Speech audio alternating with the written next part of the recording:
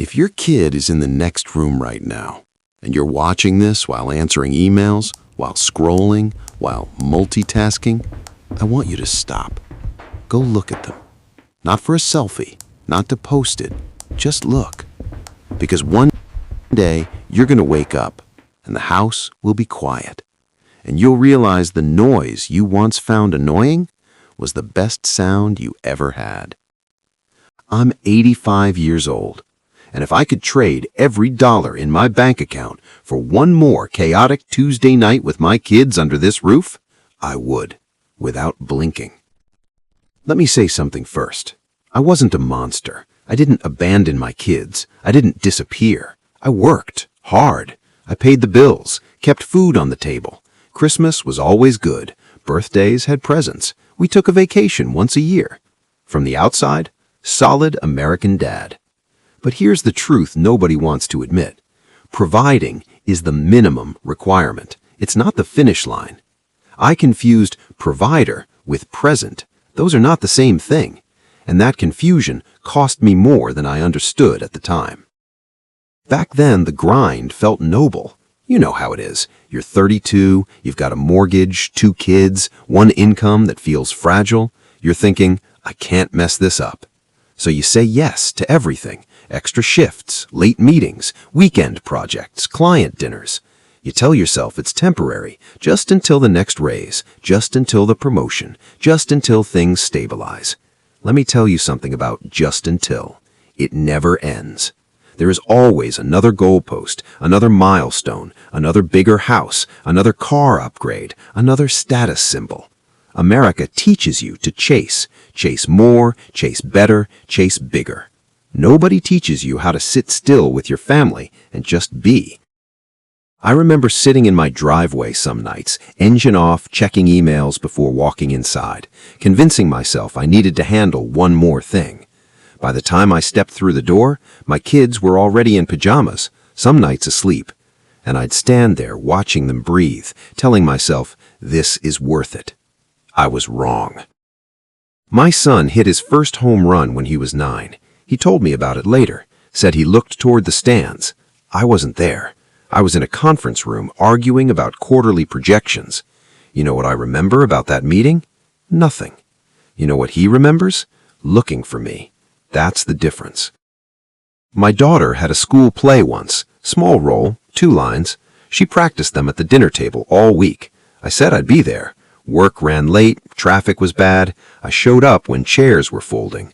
She said it was okay. Kids are good at saying it's okay.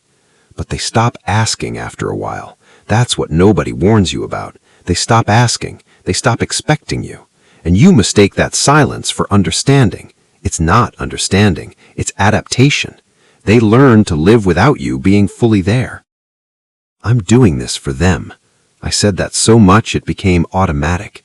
Missed dinner? For them. Missed bedtime? For them. Missed the game? For them. Let me be brutally honest with you. Some of it wasn't for them. Some of it was for my ego. I liked being needed at work. I liked being the guy people depended on. I liked the promotions, the raises, the respect. At home, you're just dad. At work, you're important. That feeling is addictive, and it's dangerous because kids don't compete with your ambition forever. They just quietly step aside. I retired at 67.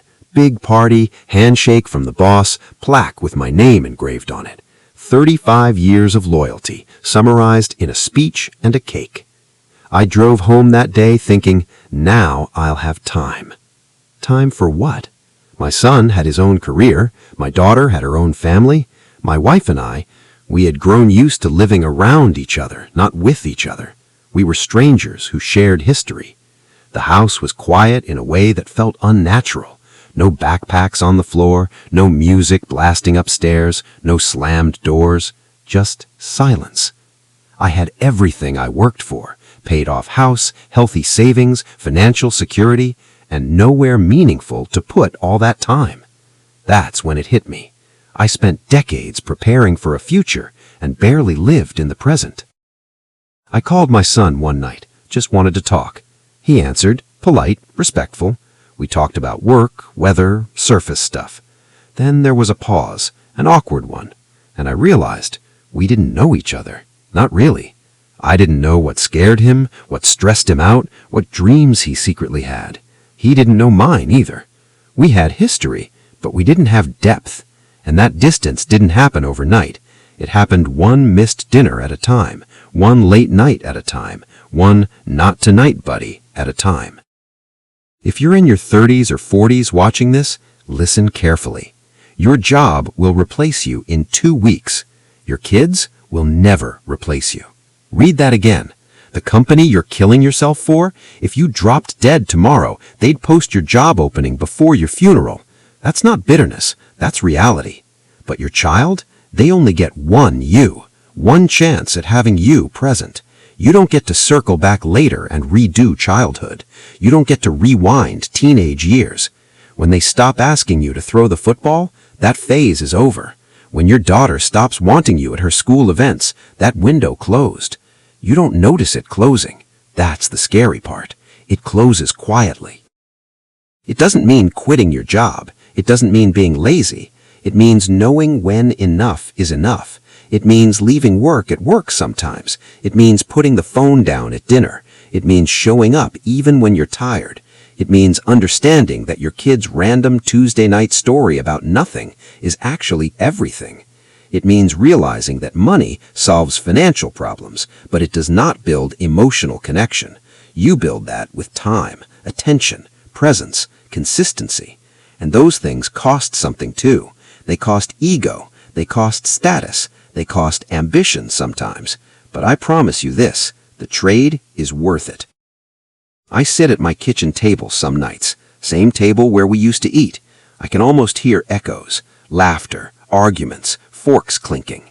Now, it's just me and the clock ticking. I don't regret working.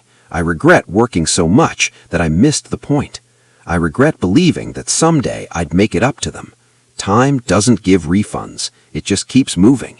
You think you have decades. You don't. It goes fast, scary fast. If someone is waiting for you tonight, don't stay late just to look impressive. Don't answer that extra email if it can wait. Don't assume there will always be another recital, another game, another bedtime. There won't. You can win at work and still lose at home. And losing at home hurts in a way no promotion can fix. I'm 85 years old. I can't go back. You still can. Close the laptop, turn off the engine, walk inside, sit on the floor, play the game, listen to the story, stay 5 minutes longer. Because one day, you'll be sitting in a quiet house, and you'll realize the mistake wasn't working hard. The mistake was forgetting what you were working for. Don't make the same one I did.